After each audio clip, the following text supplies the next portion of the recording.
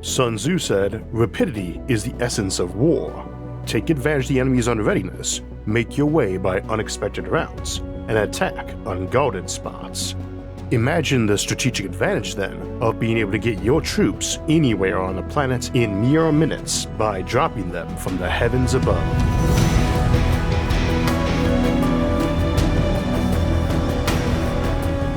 So today we'll be discussing dropships, troop transports, orbital insertions, drop pods, boarding torpedoes, and the general notion of how you move relatively fragile ground forces around in space and down to planets. This is a concept we normally think of as not being a real-life issue outside of sci-fi, except in some distant and dystopian future. But as we'll see today, some of the techs involved might be in play here on Earth in this century. Dropships is a term that most fans of science fiction know pretty well already. It's one of those concepts that pops up in sci-fi and has picked up its own name even though it has no widely known existence outside of fiction. Wikipedia mentions it as an alternative term for a shuttlecraft in a little stub article, much like mothership, another term everyone knows in the sci-fi community, but that isn't a commonly used military, maritime, or aviation term. But while everyone knows what both are in sci-fi, neither is exactly well defined. Motherships are great big vessels out of which fighter and enemy landing craft emerge in terrifying quantities, something of a mix of aircraft carrier and troop transport dialed up to 11. Dropships are those landing craft, coming down from space or maybe a very high or fast aircraft. They need to be able to keep their cargo safe, soldiers and gear or robot war machines, safe from enemy fire and from the stresses of ultra-high-speed travel and landing. For our purposes today, we'll loosely define a dropship as a vessel capable of also acting as a pickup ship, in essentially a helicopter-like role, with a pilot and possibly able to drop off or pick up whole platoons or armored vehicles, or maybe even entire battalions, whereas a drop pod is assumed to be an uncrewed vessel in which a single soldier, vehicle, or maybe a squad are landing. And when the pod is down, it's down. Your forces are unable to retreat back into it and back to orbit. Now, this might be an invasion force landing on a planet like Earth, where those dropships are burning through the atmosphere at several miles or kilometers per second, experiencing the same punishing stresses and heat that our own spaceships encounter during atmospheric re-entry. An alien invader isn't re-entering the atmosphere. They presumably weren't in it to begin with. But we often use re-entry as a familiar term for that, but atmospheric entry is better, and for today's topic we also need the term orbital insertion. These terms often get a bit confused in sci-fi jargon versus actual spaceflight terms, which themselves are not always uniform either. But we do need to contemplate re-entry for drop pods too, since a suborbital flight is a very good way to get troops from one side of a planet to another very, very quickly. And suborbital refers to speed and trajectory as opposed to height. Suborbital trajectories often go to higher altitudes than orbital ones. Those folks would be re-entering the atmosphere but not as fast, as would folks who were in something like a quick reaction force that orbited a friendly planet ready to deploy troops or emergency first responders, such as from an orbital ring, or maybe a levitating anti-gravity propelled ship if you've got that tech. And a lot of the conversation in modern spaceships is about minimizing fuel use, so we don't normally contemplate certain options. As an example, dropping down at orbital velocities makes you a very hard target in some ways by sheer speed, but you are pretty predictable in general course, but not completely predictable since things are bouncing around at hypersonic speeds, hitting differing density pockets of air, jittering around a bit randomly, so you're still a hard target. This is basically what makes ICBMs hard to intercept even though you know what the target is almost right away. In practice, if fuel is no longer your ultimate constraint, you want your dropship randomly jittering around even more, following some random acceleration pattern from side to side and even a little up and down on the descent, so that nobody can be firing flak cannons at you with utter confidence of hitting, especially since most explosives have a rate of expansion or speed of shrapnel much less than ICBM or orbital speeds. And you need that edge since they are probably firing a lot of stuff at you. A flak cannon is probably cheaper than a dropship after all, as is a one-time use missile and its 100 siblings sitting in a launch rack. Moreover, you don't want to drop at only the speed gravity gives you. Faster is better, and you don't want to air brake to the last moment. We need to do that to save fuel, but we're in the realm of chemical rockets. We can't rule out a vastly superior spaceship drive or fuel to what we have now, as is common in science fiction, or other options like a dropship coming down on a super strong and superconducting tether that is pumping electricity into enormous engines, or even beaming it down. After all, the troop transport or mothership can know the pattern the dropship would be using, and the dropship can use a powered descent to make sure it's at the right place at the right time for intersecting with a power transfer beam, which in turn can probably be used to cause a lot of havoc on the enemy sensors. Coordination is a big deal anyway, as even if your ships are keeping the orbital bombardment to a minimum rather than nuking the place till it glows in the dark, they presumably are using targeted counter-battery fire on all the surface-to-air batteries firing on your drop pods. Don't assume those are all getting blown up before the drop occurs either. Odds are they are giant cannons designed to be withdrawn into heavily shielded bunkers, or wads of fire-and-forget missiles stashed under cover, or mobile launchers. It doesn't take much to damage items moving at high speed, so they can be small munitions they're firing at you. Slamming into a handful of pea-sized metal fragments at several kilometers per second will scrap anything not as heavily armored as a modern tank. So you could have an innocuous semi-truck or RV that moved around, but it and its 100,000 siblings could all burst open and each fire 10,000 anti-ship missiles when you begin your landing. A billion missiles swarming up to get your dropships does not seem an auspicious way to begin an invasion. Unless you're planning to wholesale glass the surface, which would kind of imply the ground troops were unnecessary, you should be assuming your dropships are getting fired on as they come in. It sure is nice then if your own fleet is firing back, taking out those missiles, or at least putting enough clutter and noise in the sky that tracking systems aren't ultra-reliable, and all the various shrapnel around is more likely to wreck some unarmored tiny munition than the armored drop pod it's aimed at. It is entirely likely that up in orbit you already have a Kessler Syndrome event going on, a cascade of debris from billions of tons of spaceships and stations blowing up, much of which will be falling into the atmosphere and could probably be biased in that direction. If ground forces are firing on your landing vessels, dropping lots of chunks of wrecked satellites and defense platforms on them gives them lots of other targets to deal with and cuts down on the ones slamming into your own fleet. As we've discussed in other episodes, contrary to what sci-fi often implies, planets are not defenseless if some big armada shows up. That seems to make sense when you consider how much effort it takes to launch a rocket to space, while anything in space can just drop unpropelled metal balls down on the planet as hypersonic munitions. Problem is that if we're talking giant armadas of interplanetary or interstellar ships, we are assuming they can get ships moving at faster than orbital speeds and much easier than we do now. So it isn't that big of an edge, especially since the more heavily armored your ships are, the more mass you presumably can casually push around at high speed. If you can move a megaton battleship and its 100 sisters and escorts around a solar system at hundreds of kilometers per second, then that giant industrialized planet you're headed to can also shoot hundreds of megatons of ship-killing projectiles out of kilometer-long cannons at you at hundreds of kilometers per second. If you can both shoot projectiles at 200 kilometers per second, while theirs might lose 10 kilometers per second of speed climbing out of that gravity well and yours gain that, the result is only a 10% difference in projectile speed and a 22% difference in kinetic energy or raw damage. Such being the case, the high ground in space doesn't help that much. Quite to the contrary, it's like running up to some militant fortress factory in pajamas and shouting that they had better surrender because you had the high ground on this hill you're standing on. It's not that it isn't an advantage, but when 10,000 hatches swing open to present anti-personnel guns, it is hard to argue the balance of forces is on your side simply because you have the high ground. So the classic sci-fi case of fleets in orbit opting to send in ground troops when they have the enemy below at their mercy but do not want to pursue a scorched earth strategy is not something we should be taking for granted. This might be true if you have a big technological or manpower advantage over an opponent, like going after some small colony or lower tech civilization. But then your real advantages are your quality or quantity of forces, not their altitude. We need to remember also that the simple existence of big invasion fleets, outside of you having your enemy at a huge population or resource advantage, tends to imply that planets had a huge orbital infrastructure, and probably not just in low orbit. You need to be sending in forces to seize orbital facilities and habitats, and you probably also had to go through layers of other structures.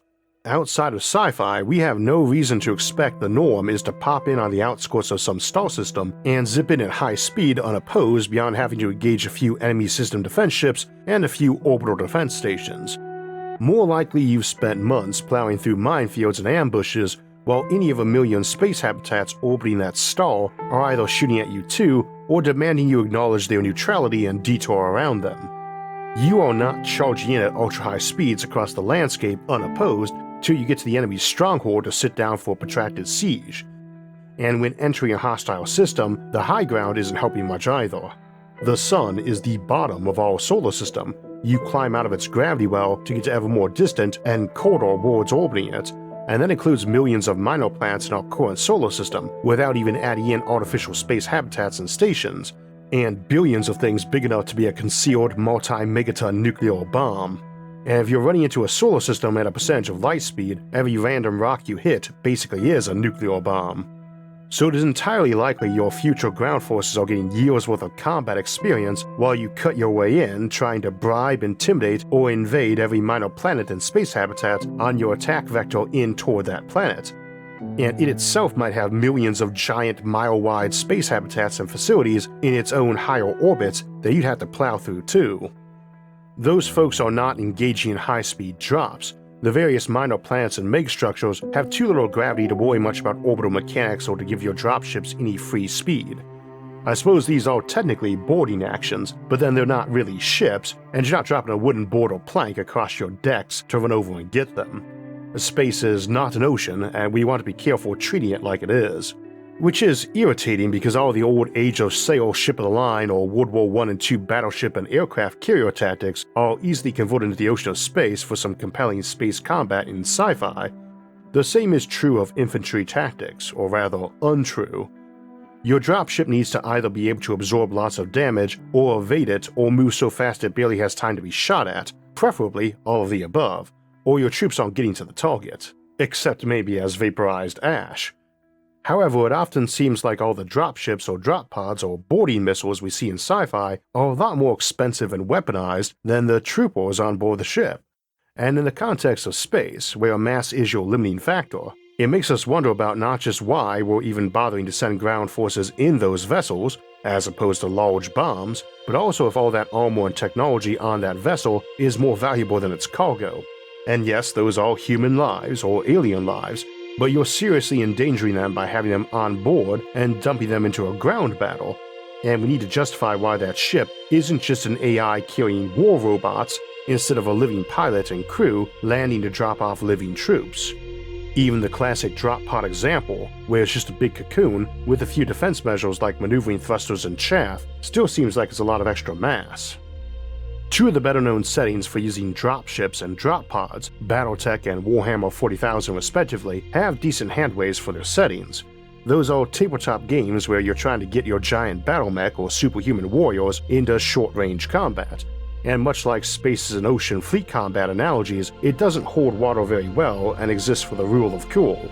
That said, a drop pod needs not to be heavy or single-use, by which I don't mean reusable for another drop at a later date. It may or may not make sense to be hauling these things back into orbit, rather the idea that the drop pod might serve some function when it gets to the ground, even if it is simply dumb metal serving as a blast shield. We might imagine one blowing a crater at its landing site, then rapidly swinging its side apart to form shield walls around that, complete with converting its point defense guns into defense turrets on that wall. So too, that armor, the bits not too damaged, might be a ton of supplies instead. It's your drop pod armor, but it's also your power packs for your infantry's guns and power armor, or food, or anything else that can serve some role as armor and does not explode when it gets hit, and can then be used groundside in some other role too. The individual plates of armor might all unfold into 100 small war robots and drones too, those not damaged on the landing. Assuming whatever you use for fuel doesn't explode easily, it might be that you got hundreds of armored fuel tanks on your pod, and the fuel acts as armor too, and then you have a lot more options. Your pod isn't a dumb brick falling through the sky. Same if you got classic sci-fi force fields running on energy, and the same pull your thrusters use too. You can burn mass or armor or energy to gain speed, or jink around evasively, or lose speed. Even a drop pod that's dropping under gravity needs to use a lot of energy to slow that fall, and in practice you want to get to your target as fast as you can, meaning faster than gravity will accelerate you. That's more speed to burn fuel reaching and decelerating from. You can save fuel by aerobraking, but that's slowing you well before you land, and once you blow a parachute, you become a fairly big target. It is possible you could have some sort of weird inertial technology that lets you pull off an instant deceleration, or some sort of flash temporal stasis that lets your troops and pod survive slamming into an enemy ship they are boarding or the ground, also known as litho-braking. However, your troops might be able to survive very fast decelerations. They might be robots or cyborgs. We'll be examining the latter next month. They might be humans descending in a pool of breathable liquid as opposed to air. That's been kicked around as a way of allowing people to survive higher G forces of acceleration for a long while, and the European Space Agency has studied it and thinks it's plausible having people immersed in liquid, and breathing it too, lets you move from surviving low tens of Gs to hundreds. Of course, contemplating surviving breathing liquid is not the same as fighting while breathing liquid. Any technology that widens the limits of the possible this way probably relies heavily on professional medical assistants at the destination, not people who literally want to kill you. There's also the issue with finding a liquid that works. Perfluorocarbon is the substance usually suggested, but it has a much higher density than water or humans, and thus while you can do liquid breathing with it, it wouldn't work for the high acceleration application. You need something or some mix of somethings that has a density as close to water as you can contrive for best effect. If you can make such a substance or modify people so they don't need to breathe air, it becomes a bit of a no-brainer to be using it, since it will also cushion you against impact damage from enemy fire or hitting the ground. And if you can survive a few seconds of, say, 500 G deceleration or jinking, that allows a change in speed of 15 kilometers a second, more than orbital velocity, or a change in expected position of over 20 kilometers in those 3 seconds. That is a big enough shift in anticipated coordinates that you could survive a nuke going off where they thought you were supposed to be. And yes, it is entirely plausible that anti-dropship batteries might be firing low-yield nukes at you. High-tech civilizations not only probably have cures for cancer and the ability to build vacuum-tight bunkers under everyone's house, but can probably contemplate using Geiger counter armed drones to go clean up hotspots in the aftermath if they win. It also means you can be using some super material like graphene to deploy some micrometer-thick parachute and tethers that is ridiculously thin and light and strong, and that might let you pull off a very high-G no-fuel maneuver, not just slowing your speed, but whipping you around your location and also giving you a ridiculously big radar signature, potentially a kilometer-wide one from a chute weighing only kilograms. That would sound bad, and the enemy can shred that thing with weapons fire, but it is disposable, and your pod does not need to be in its center. You can also send a first wave of duds or redundant supplies in using such chutes to blanket the area, literally, and make targeting and aiming at wave 2 very hard. Now, graphene gets overhyped a bit, but it does have amazing tensile strength and may be an amazing substance for using as a capacitor or battery, so while we can't imagine other super materials making a drop pod very sturdy, one might imagine a graphene-walled pod that was a bunch of batteries and which could blow out as various chutes or gliders, and upon landing could have all that chute and tether use the remaining power to drag the pieces back in, and hundreds of tons of dirt and rock with it that it had anchored into on impact, forming a nice little bunker at your landing site. It probably got ripped to shreds during all that descent and impact, but whatever tattered bits are left over could potentially get that job done, while the whole impact site is providing general cover and concealment from the tatters and debris kicked up in the landing. But this need not be a pod at this point, and if we're dropping people in power armor, or exoskeletons anyway, as opposed to lightly armored infantry, it is entirely plausible the drop pod would be more like a parachute backpack strapped on for kicking the trooper right out of the airlock. We don't really need all that sophisticated material or smart matter or nanotech to contemplate a small package of material that could envelop them for the drop and alter its shape for best effect and maneuverability, acting as entry vehicle and glider before going parachute and ground cover. And while this sort of thing sounds incredibly high-tech, none of this involves technologies that are necessarily out of reach this century. Folks might go to battle from suborbital craft or diving right out of low-orbit space stations, or again to non-military search or rescue efforts, and maybe during our own lifetimes. Also, if you're braking at hundreds of G-force, depending on the atmosphere and your altitude when dropping, you might only need a few seconds to make your deceleration, and your whole drop from a ship in low orbit might be well under a minute, as opposed to the better part of an hour it would take to fall at terminal velocity from orbital altitude. During a boarding action or drop, you might be getting shot out of a cannon yourself, and for that matter, that ship sending the troops or boarding party might be firing an actual grapple and tether that a vessel can race down, which can also supply power to that vessel. We already have wire-guided missiles with as much as a 4-kilometer range, and that's probably scalable to 1,000 or more. If you've got materials that can do space elevators, you could do that on a normal planet, and no special super materials are needed for ship-to-ship or for use against space stations or minor planets. We may be calling these drop pods or boarding missiles, same as dropships might also include landing craft or assault boats. Many of these terms are hazily defined even in sci-fi and interchangeable. As to drop ships, in the strictly guided sense and the ability to both deploy and extract troops, many of the abilities we're discussing for drop pods apply in whole or part. A dropship doing a drop-off doesn't need to necessarily slow down much either.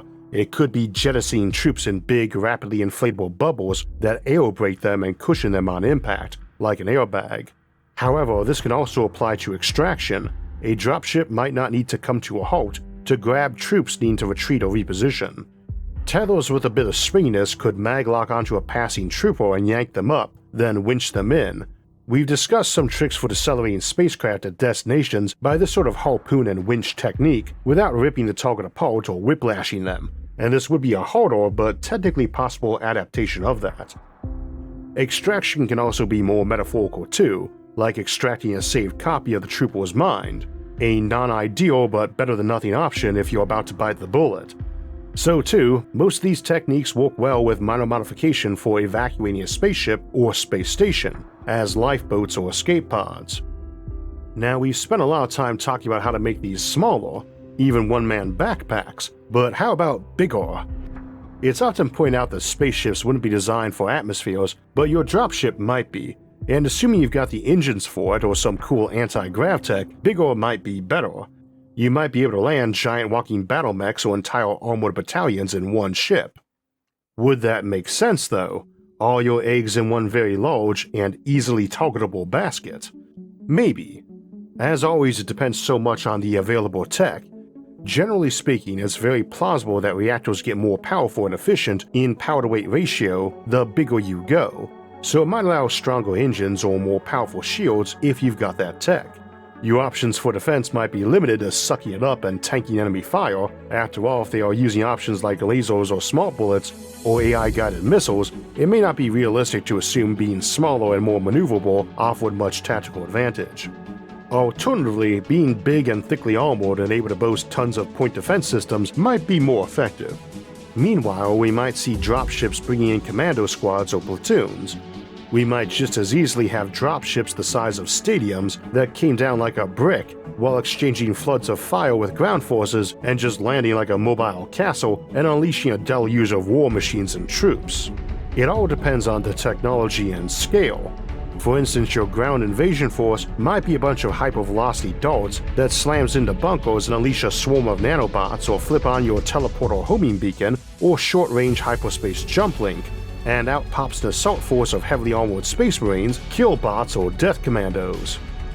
This doesn't answer the question of if you would ever actually use ground forces over just blowing a place to smithereens, and I can offer no definitive argument for that.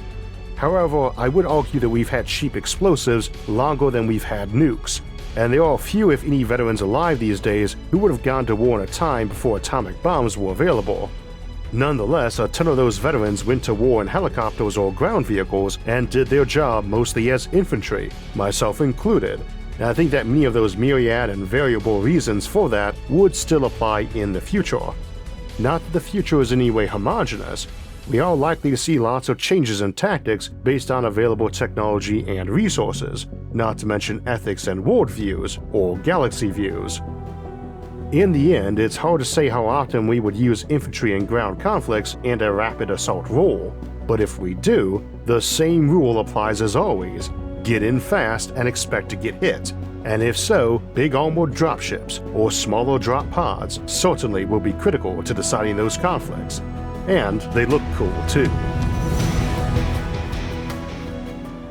So that will wrap us up for today, but this weekend, on Sunday the 30th, we will have our end of the month livestream Q&A.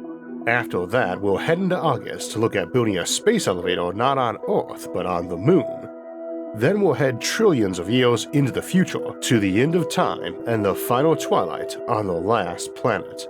Then it will be time for a monthly Sci-Fi Sunday on cyborg armies. And if you missed last weekend's Sci-Fi Sunday, Robots and Warfare, you can catch it now while you wait, along with last week's episode, Ammonia-Based Life Forms. If you'd like to get alerts when those and other episodes come out, make sure to hit the like, subscribe, and notification buttons. You can also help support the show on Patreon, and if you want to donate and help in other ways, you can see those options by visiting our website, isaacarthur.net. You can also catch all of SFIA's episodes early and ad-free on our streaming service, Nebula, along with hours of bonus content at go.nebula.tv/isaacarthur. As always, thanks for watching, and have a great week.